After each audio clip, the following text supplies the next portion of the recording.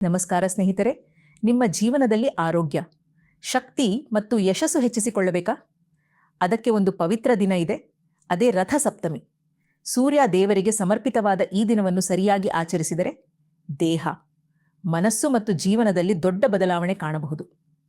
ಈ ವಿಡಿಯೋದಲ್ಲಿ ರಥ ಸಪ್ತಮಿ ಏಕೆ ಆಚರಿಸುತ್ತಾರೆ, ಅದರ ಮಹತ್ವ, ಏನು ಮಾಡಬೇಕು ಮತ್ತು ಅದರ ಲಾಭಗಳು ಎಲ್ಲವನ್ನೂ ಸ್ಪಷ್ಟವಾಗಿ ತಿಳಿದುಕೊಳ್ಳೋಣ.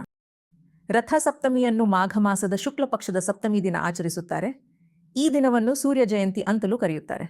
ಹಿಂದೂ ಧರ್ಮದ ಪ್ರಕಾರ ಈ ದಿನವೇ ಸೂರ್ಯದೇವರು ತಮ್ಮ 7 ಕುದುರೆಗಳ ರಥದಲ್ಲಿ ಉತ್ತರಾಯಣದ ದಿಕ್ಕಿನಲ್ಲಿ ಸಂಚರಿಸಲು ಆರಂಭಿಸುತ್ತಾರೆ. ಅದಕ್ಕಾಗಿ ಈ ದಿನಕ್ಕೆ ರಥ ಸಪ್ತಮಿ ಅನ್ನೋ ಹೆಸರು ಬಂದಿದೆ. ಸೂರ್ಯದೇವರು ಎಂದರೆ ಜೀವನದ ಮೂಲ ಶಕ್ತಿ, ಬೆಳಕು, ಉಷ್ಣತೆ, ಆರೋಗ್ಯ ಮತ್ತು ಕಾಲಚಕ್ರ, ಆಲ್ ಇನ್ ಒನ್.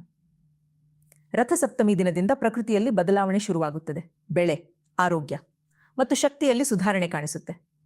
ಈ ದಿನ ಸೂರ್ಯನಿಗೆ ಪ್ರಾರ್ಥಿಸಿದರೆ ನಮ್ಮ ಜೀವನದಲ್ಲಿನ ಅಂಧಕಾರ, ಆಲಸ್ಯ ಮತ್ತು ನಕಾರಾತ್ಮಕತೆ ದೂರವಾಗುತ್ತದೆ ಅನ್ನೋ ನಂಬಿಕೆ ಇದೆ. ರಥ ಸಪ್ತಮಿಯ ಮಹತ್ವ ಏನು ಅಂದರೆ, ದೇಹಕ್ಕೆ ಹೊಸ ಶಕ್ತಿ, ರೋಗ ನಿರೋಧಕ ಶಕ್ತಿ ಹೆಚ್ಚಳ, ಮನಸ್ಸಿಗೆ ಸ್ಪಷ್ಟತೆ, ಕರ್ಮದ ದೋಷ ಕಡಿಮೆ, ಸೂರ್ಯ ದೋಷ ನಿವಾರಣೆ. ಜ್ಯೋತಿಷದಲ್ಲಿ ಸೂರ್ಯ ದುರ್ಬಲವಾಗಿದ್ರೆ ಈ ದಿನದ ಪೂಜೆ ತುಂಬ ಉಪಯುಕ್ತ ಅಂತ ಹೇಳ್ತಾರೆ. ರಥ ಸಪ್ತಮಿ ದಿನ ಏನು ಮಾಡಬೇಕು?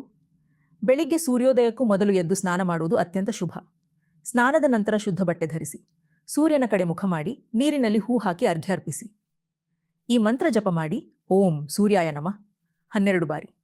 ಸಾಧ್ಯವಾದರೆ ಆ ದಿನ ಉಪವಾಸ ಅಥವಾ ಸಾತ್ವಿಕ ಆಹಾರ ಸೇವನೆ ಮಾಡಬಹುದು.